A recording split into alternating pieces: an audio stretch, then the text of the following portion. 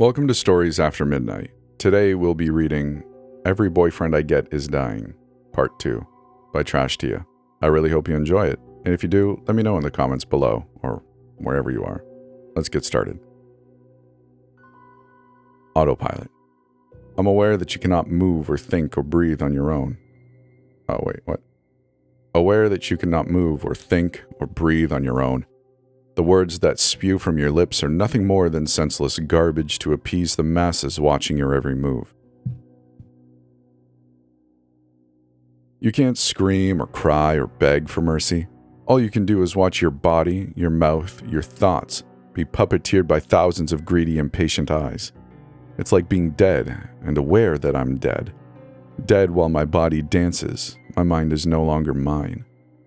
I smile a perfect smile. I don't notice the stitches holding me together. I'm not allowed to notice. So many layers of skin, flesh over flesh that is patchwork and does not belong to me. I'm not allowed to think. I'm not allowed to scream or cry or tear into layer upon layer of Brianna Timberman sculpting me into beauty. Perfection.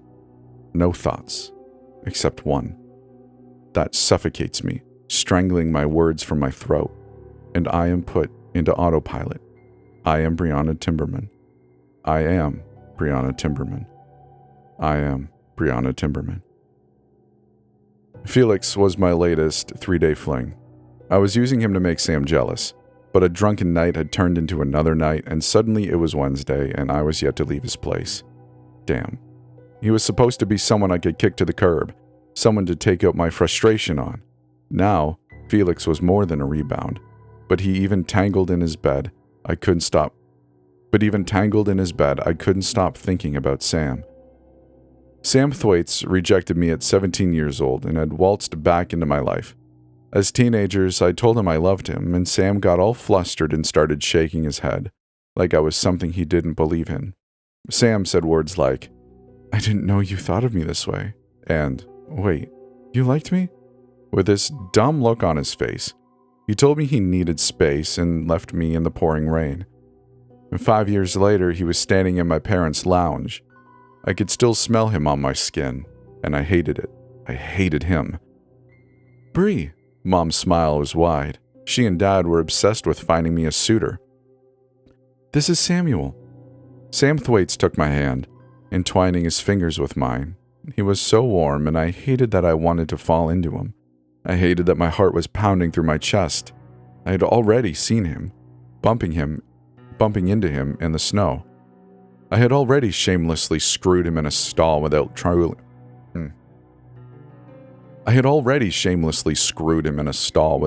looking at him, angry and frustrated and really, really hot.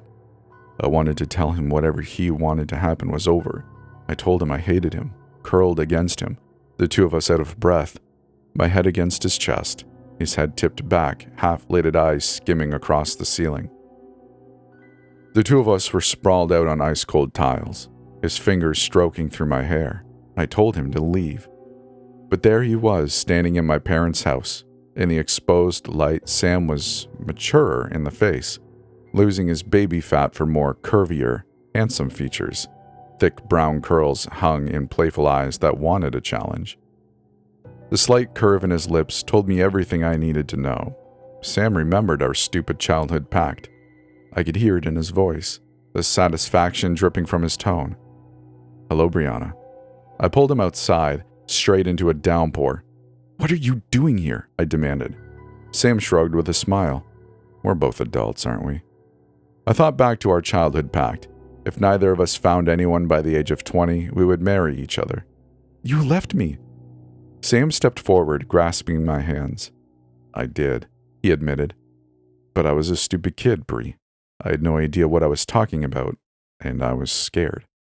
"Scared?" He nodded, blinking rain out of his eyes. "I was scared of losing you." I laughed incredulously. "You did lose me, Sam, when you left me in the rain." "But I'm not scared anymore." His voice was soft. He got closer, so close I could see his breath. Sam kissed me tenderly, one hand cupping my cheek, the other side sliding up my jacket. His mouth found my ear, something wet and warm oozing down my neck. Take it. Sam's voice was different, suddenly. Please. Pulling away from the kiss, I shoved him back. How much is my father paying you? Sam swiped at his bloody lips, and a question sprung to mind. Where did the blood come from? Well, I demanded, my voice collapsing into a sob. Is my dad paying you or not? Is that why you came back? Sam didn't answer, his face crumbling. Bree, save it! I left before he could fully open his mouth. Halfway down the road, I realized I was freezing cold before a shadow loomed, an umbrella shielding me. You look like a drowned rat. My colleague was next to me, avoiding my gaze. Take this. He turned away from me, curling his lip. Do whatever you want with it. I don't care. He twisted around, stuffing his hands in his pockets. The next day at work, I couldn't stop thinking about Sam. Felix, the lead singer of a local band and a law student, was the perfect distraction. I met him in a bar. He was the Aussie trying to get a Duolingo streak, downing shots like soda. His accent was cute. It reminded me of water, or maybe that was just my drunken state. The cadence in his voice was like trickling. I told him this, and he laughed. His suggestive wink took us to his apartment, and we spent the night together. After I drunkenly told him I thought he was hot, I expected it just to be a one-time thing, but then we were having sex on his kitchen counter. I told him it wasn't serious. However, a one-night stand had become more of a 3-day friends with benefits thing. Now we were sitting outside my work drinking coffee, and I was starting to reconsider my initial stand on Australian Felix. There was something about the way he smiled with all of his teeth, nervously tapping his coffee cup and occasionally losing himself completely, falling into a daydream mid-conversation. I liked it, though. I liked watching his mind jet off into space. His longing gaze was adorable. Felix was sitting awkwardly, chin resting on his fist, talking about his favorite band, and I was enraptured by caramel-colored eyes and the dimples in his cheeks. The sun was shining, and we were sitting under cherry blossoms I didn't remember seeing before. I was supposed to be working, and he had come to see me, armed with cupcakes and my favorite coffee, Dreamer Felix. Dimpled cheeks Felix. Felix with the trickly accent and slight lisp, who stumbled over his words and had a milk mustache I desperately wanted to wipe away. I did, leaning over the table and lightly brushing the curve of my finger across his upper lip. You got a little. Felix's eyes widened. He swiped at his mouth, chuckling. That's kind of embarrassing. A loud and overly exaggerated clearing of the throat made me jump.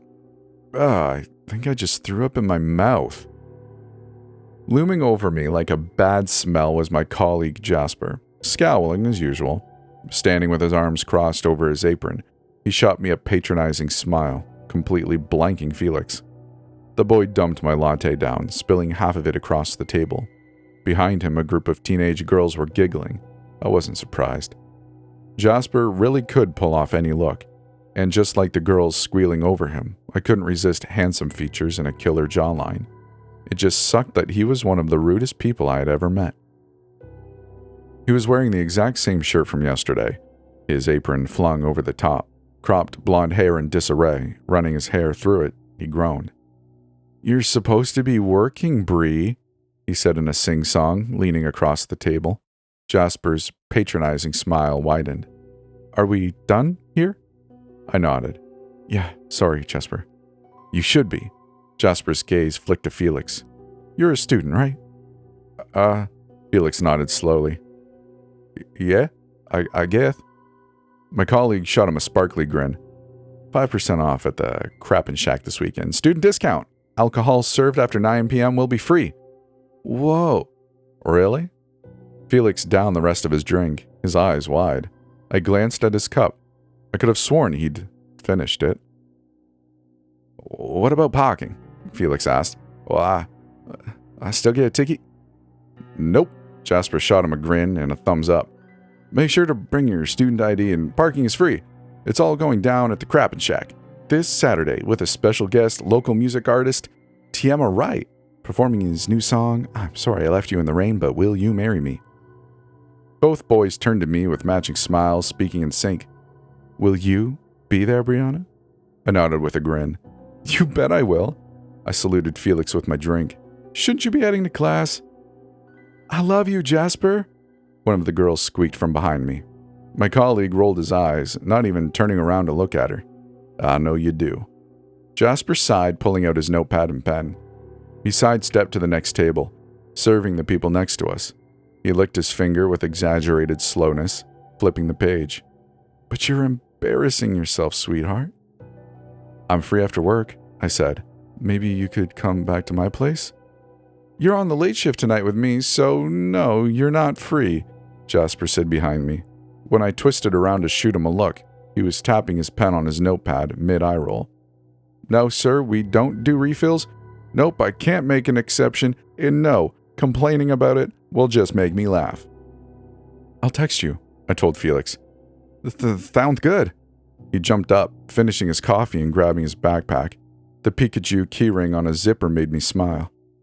Oi, mate, I have class, but I'll reply when I'm out, all right?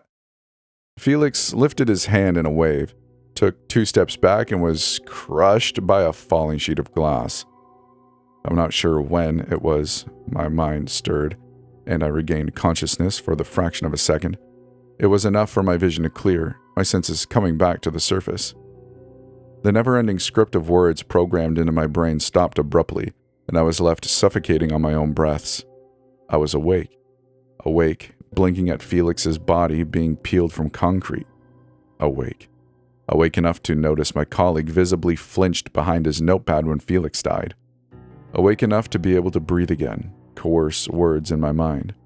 I had zero idea of who I was before Brianna Timberman, who was underneath flawless skin and manicures and sparkling teeth.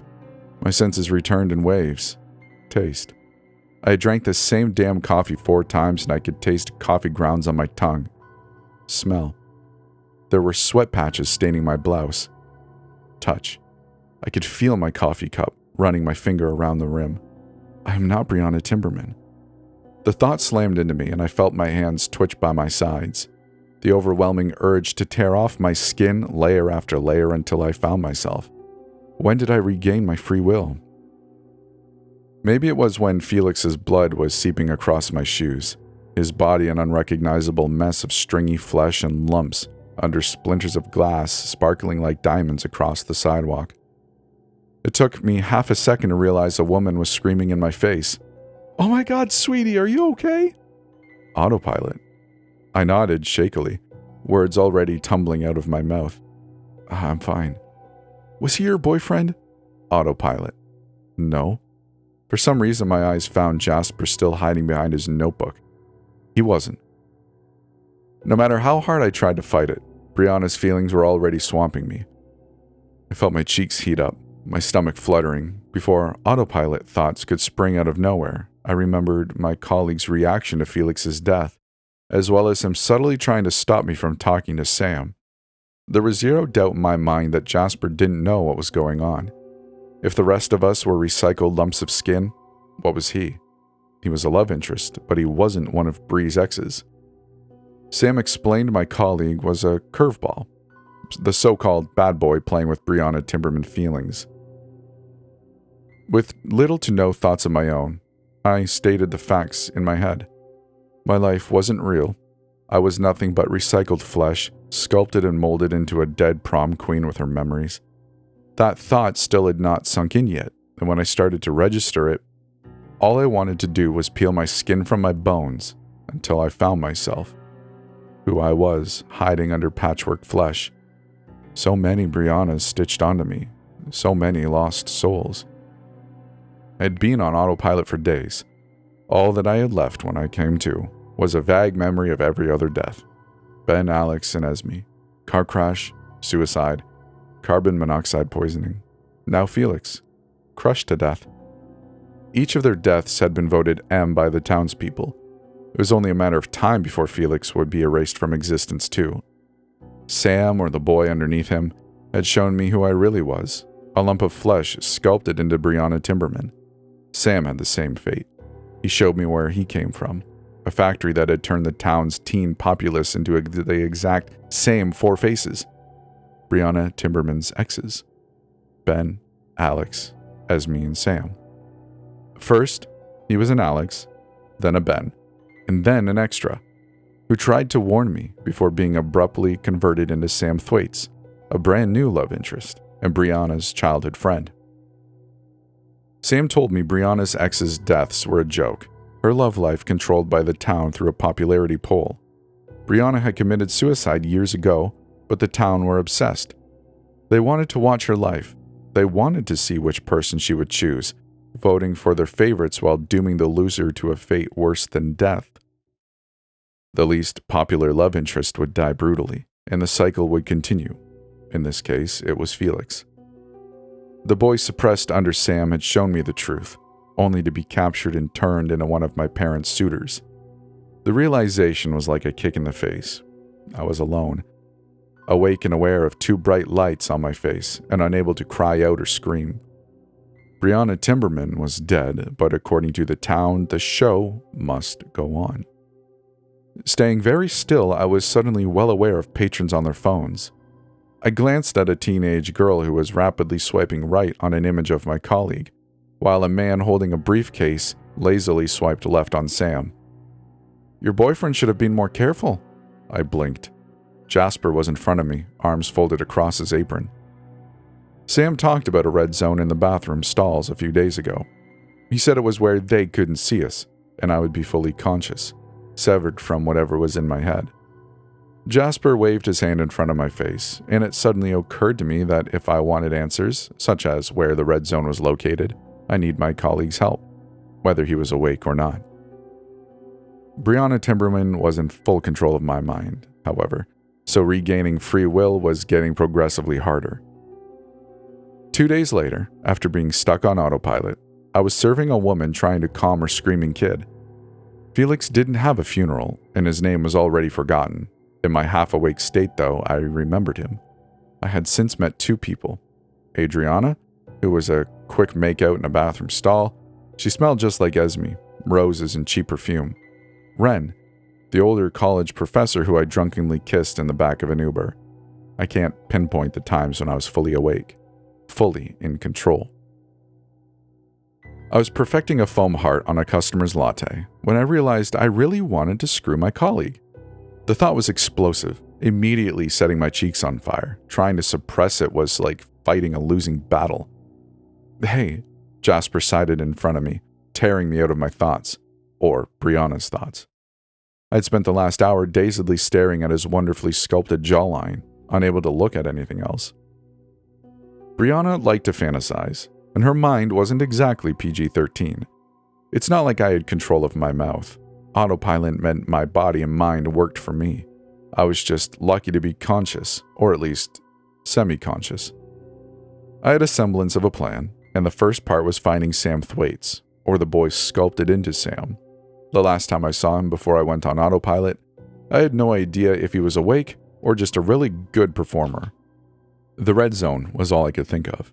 If I wanted out of this nightmare, I needed to find it. However, thinking is kind of hard when all I can think about was my colleague's biceps. I couldn't take my eyes off the way he swung a carton of milk mid-conversation with our manager. Jasper caught my eye, scowling. "Bree, get your damn head out of the clouds." My colleague's tone was so shamelessly unapologetic, a group of girls in the queue burst into giggles. The guy was like a circus attraction. Now that I had a semblance of actual thought, I realized our only customers were women, with the odd man every blue moon. Jasper cleared his throat, setting the milk down. "Okay, look, I'm sorry your boyfriend got flattened or whatever, but you need to stop moping around like someone freaking died." Autopilot. There was a bright light suddenly. I shoved him, hard. "Why do you have to always be such a dick?" Jasper was unfazed. He didn't even stumble. I felt it, a shiver creeping down my spine, an insatiable need clouding my thought process. Brianna Timberman was hot, very hot. Jasper's attitude, his movement, everything about him and being so close to him was making her flustered. She was sweating under her apron, and all she could look at, all she could focus on, was her colleague, who was, against all odds, still playing hard to get. All around us, patrons were silent. The girls in the queue started nudging each other. My colleague stepped forward, his breath tickling my face. He was a little too close. I should be asking you the same thing, he murmured, lips twitching into a smirk. You've been staring at me all morning. Jasper stepped closer, backing me into the counter. I could feel my cheeks getting hotter and hotter, my thoughts clouding. Another step, and we were nose to nose. Jasper cocked his head. Do I have something on my face, Bree? It took every morsel of self-control to turn away from him. Back to the queue. I smiled widely at the customer, making lattes and coffees, but my stomach was dancing, my mind foggy and distant. It didn't help that every time Jasper shoved past me, he made it intentional, and the friction of his body against mine, his hands brushing my waist, was driving me crazy. Sam mentioned aphrodisiacs being pumped through the vent in the bathroom stalls to influence intimacy between Brianna and her love interests. I had a feeling that that is what was happening. Still, though, when I peeked at the ceiling, I couldn't see a vent. I couldn't stop my own wandering hands every time he passed me. It was a game, in a way. Who would crack first? I was in the break room trying to cool myself off when Jasper stepped in front of me. Vegan milk, he said. Despite acting cool and collected, maintaining his smirk, I glimpsed a noticeable red blush spreading across his cheeks. His lips found my ear. Can you help me find it? Autopilot. Autopilot had taken us into the dark. My body and emotions and feelings were no longer mine, choking, drowning, in fog that contorted me into exactly what these people wanted. I'm not sure how I got from the break room to the storage closet, pinned against a shelf, half naked, my legs wrapped around my colleague. He started, of course, with his mouth latched to my ear, muttering about mulberry milk offers before his lips found mine. His breath was heavy, his hands finding my waist and sliding up my shirt. God, I pretended a lot of things weren't happening for the sake of not losing my damn mind. I pretended I couldn't hear the wolf whistles and squeals rumbling in the walls surrounding us, that the pleasure riding through me was mine and not theirs. We had an audience. Somehow that was even worse than my body being used to satisfy others. I pretended I wasn't fully exposed, and even worse, that I wanted it. I wanted to get closer to him, pressing my mouth into his clammy neck and burying my face in his shoulder. I wanted him to continue, his lips in my hair. Tipping my head back, my vision was blurring, but I could see it. Right above our heads, there was the vent pumping us full of aphrodisiacs. Sex drugs, I thought dizzily. I laughed, and it was so out of character, Jasper pulled away for a moment, brows knitting in confusion. The red zone. I managed to grit out through Brianna Timberman's mouth. Where is it? When he didn't respond, I grabbed the back of his head, forcing him to look at me. Under the dim light of a flickering bulb, my colleague's eyes were half-lidded, his pupils in dilated pools of confusing black. I had no doubt he hadn't been heavily drugged. Jasper kissed me deeply again, and when I managed to shove him away, he tightened his grip on my waist, pressing his face into my shoulder. The red zone, I repeated, my thoughts reduced to soup. I only had a certain amount of time, and that time was running out. I shoved him again. This time I felt filthy. His clammy hands all over my skin were like poison. I felt suffocated every time he leaned in. The worst part is that this man had zero choice either. The thought struck, sending violent tremors through me.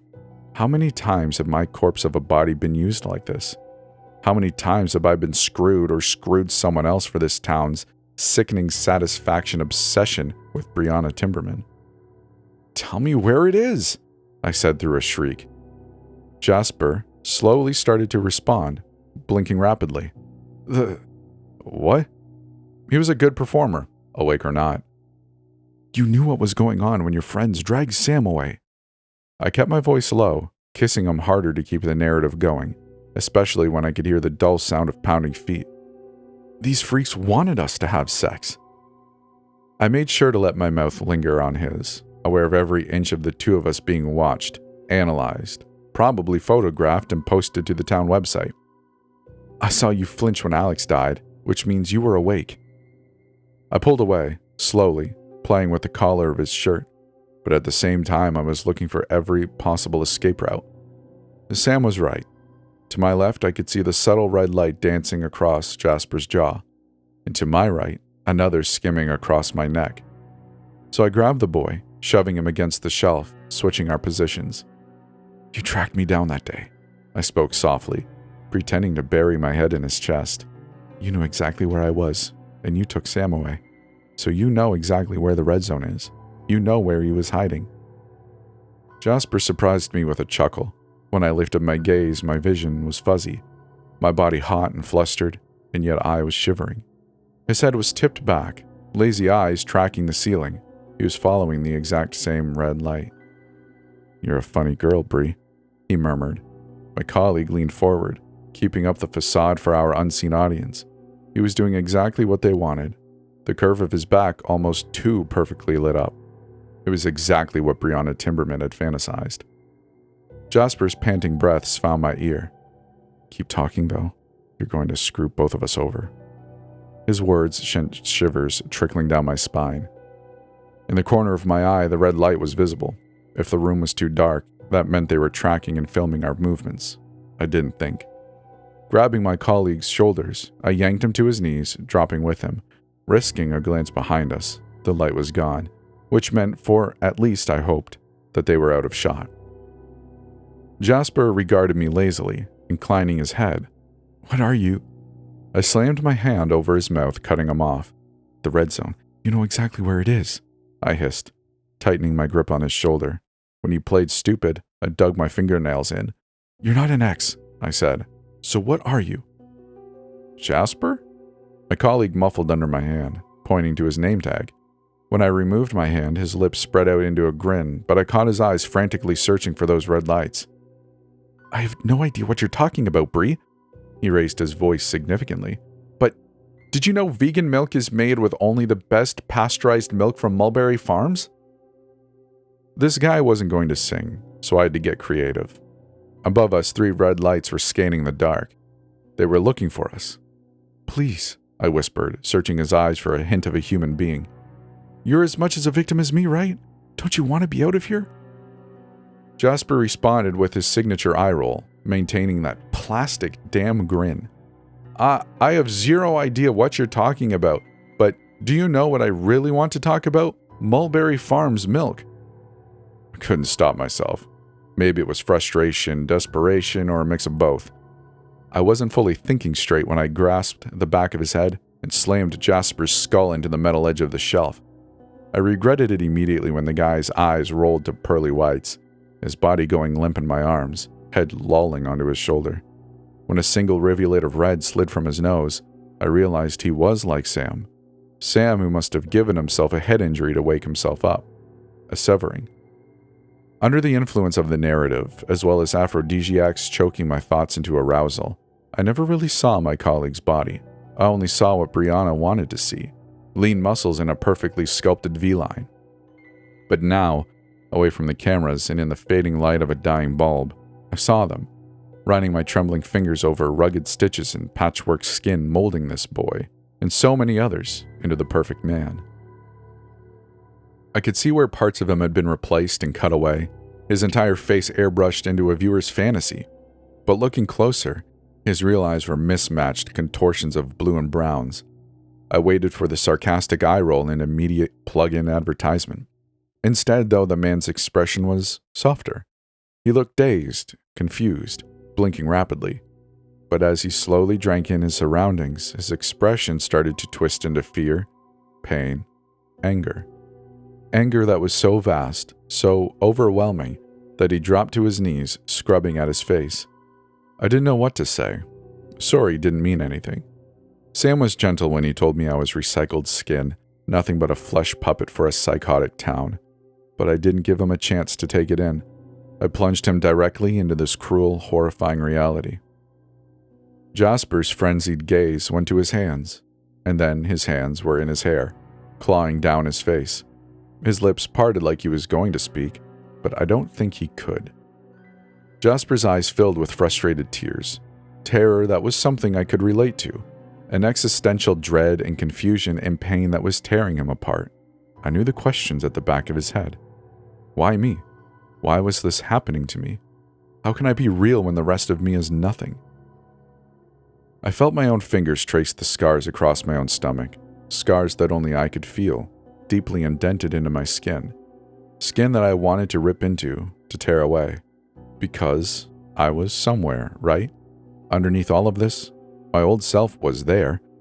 I had to be because I just can't be this. Jasper stumbled back, clumsily on his feet, embarrassed and confused, trying to hide himself, when blood started seeping freely from his nose and down his chin. I found my voice. Hey. I spoke softly and his eyes finally found mine, resembling a startled deer. Can you tell me who you are? I swallowed thick slime creeping into my mouth. Who you were? For a sobering moment, it was just the two of us, not Brianna and Jasper. His eyes found mine, truly drinking me in, and something sparked in his expression, recognition or familiarity. His hands cupped my face, fingers running down my cheeks. The man was mute, speechless, and yet somehow he was crying. Crying for me, a stranger. Somehow, though, my hands, or at least part of my hand, the stitched and rugged parts of me, responded to his touch. Bree, Jasper? When the door flew open, I jumped to my feet, pulling the boy with me. They were paranoid, I thought, mirroring Sam's earlier words. The town was making sure we were still satisfying them. To my surprise, Jasper's eyes dilated back to brown. His voice was choked up, more of a growl. Give us a sec, all right? Autopilot. I bent down and grabbed my shirt, throwing it on. Jasper buttoned up his own, brushing himself down. He stepped back, winking. Same time tomorrow? Autopilot. Brianna didn't speak. Instead, she headed towards the door. She wanted him to chase after her for more, but not before Jasper came close, hissing in my ear. Do you want to go on a suicide mission? Fine. I was already pulling away, or Brianna was pulling away because my body was being forced forwards. Still, he held me, tightening his grip. The thrift store across the street. Stall 3 in the bathroom, he said. Just please. Jasper's tone softened. Please never do that to me again. So, I had a location. The problem was actually getting to it. Autopilot. It was stronger, forcing me onto the stage. I spilled coffee over a customer and, of course, Jasper came to the rescue. When I dropped a tray full of drinks, slipping on someone's mess, his arms were already wrapped around me, catching me before I could hit the ground. When our eyes met, Brianna Timberman's heart fluttered. The people surrounding us were already swiping right on their phones. Jasper helped me stand up. You should be more careful, you idiot, he grumbled. I nodded, straightening up. Jasper leaned against the refrigerator. Do you know Sam Thwaites? I didn't look up from making coffee. Yeah, he was. I blinked away memories of the two of us as kids. Just a friend. He's bad news, Jasper said. The guy's working for your dad. That's not true. Oh, really? He stepped in front of me, head tilted to the side. So, he just came back into your life for no reason. I don't want to talk about Sam. But did he leave you anything? Jasper murmured. Like I don't know, parting gift, maybe? Before I could reply, my colleague blurted. What were you wearing when we were... He looked around nervously. Looking for vegan milk? I don't know. I prodded at my apron. This, I guess. Why? Oh, no reason. He winked at me. Did you know my aunt died recently? No. Well, her funeral was all sorted within a matter of days. Jasper continued, speaking through that same grin. Callister Funeral Care really did give me the comfort me and my family needed when we were in mourning. Autopilot. I woke up halfway through my shift the next day, in the middle of serving 3 boys. Immediately, I dropped what I was doing, darting to the door. I'm going on my break, I yelled, grabbing my jacket and pushing through a group of girls. The town thrift store was empty. I was pushing through the door when a girl pushed past me, hard enough to knock my jacket out of my hands. When I scooped it up, something dropped out of my pocket. Inside was a single black disc-shaped thing. I stuck the plastic down my bra. Bree, what are you doing here? Lifting my head, my colleague was standing over me. Jasper's smile was a little too big. When he helped me up, his voice was a sharp breath. How exactly are you planning on getting in the men's bathroom, genius? I had a way, but neither of us were going to like it. Autopilot, however, did my job for me. I was in a bathroom stall on my knees when reality hit, and I shook my head of fog. Jasper was already pulling me to my feet, pressing his index over his lips and motioning for me to be quiet. He pointed above our head. Instead of a window, there was a hatch. Red Zone 2, he mouthed. Go! I nodded, climbing onto the toilet bowl, throwing myself through the hatch. This time, I fell directly into a pile of still wet and still warm bodies. But these weren't Alex's or Ben's or Sam's. My own face, my perfectly molded and sculpted Barbie doll face stared back at me. Brianna Timberman was everywhere. Her glazed blue eyes and wide smile were suffocating me. It was when I stood up did I start to see patches. I saw skin and hair and torn and stained clothes with body parts still attached to them. Different faces. Girls. Beautiful girls with their heads severed, their bodies reduced to mutilated flesh. Smiles stretched into skeletal grimaces, and eyes scooped from the sockets. As if I felt connection with the doll pieces around me, I started to claw at my legs, like I could find my own skin, revel in it. I stood up, and at the sound of a mechanical whirring, in front of me was a blood-stained conveyor belt that wasn't moving, that was frozen, just like the room with Sam's, Ben's, Alex's, and Esme's. I felt my fingernails rip into my arms and my face. My gaze was glued to the cutoffs, the human body scattering metal flooring. Is this what I was? I ripped into the skin of my face until I felt a sting, but there was no blood, nothing to remind me I was human. Bree, you need to get out of here now. I was barely aware Jasper had joined me. He fished up my jacket. What are you? I asked him, my voice shuddering. Wrong. His response surprised me. Which is why they're going to kill me off soon, and I'll die the way I was supposed to. Jasper's words collapsed into white noise. Instead, I was someplace else, a memory splintering into dozens of memories. I was Clara, Jamie, Lily, Kira, Becca, Elizabeth. I was running, screaming. A guy was in front of me tugging my hand. The far gate is the exit. The voice in front was female. If we reach it, we'll get out of here. Just keep running. A sharp flash, and I was standing stiff, upright. I was moving, a long line of girls in front of me. I felt them writhing and tangled around my bones, every girl I was made out of. The cruel needle plunging into the back of her neck, instantly killing her. A second needle injecting a solution that kept the body alive.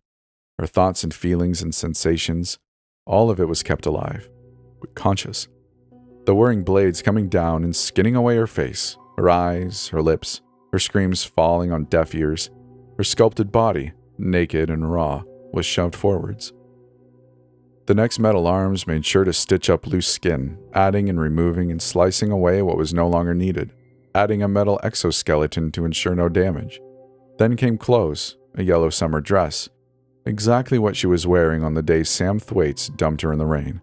The final metal arm was more of a brush, a thing scraping across the face to make sure Brianna was perfect. When she tumbled off the conveyor belt, smiling widely, I wasn't Clara or Jamie or Lily.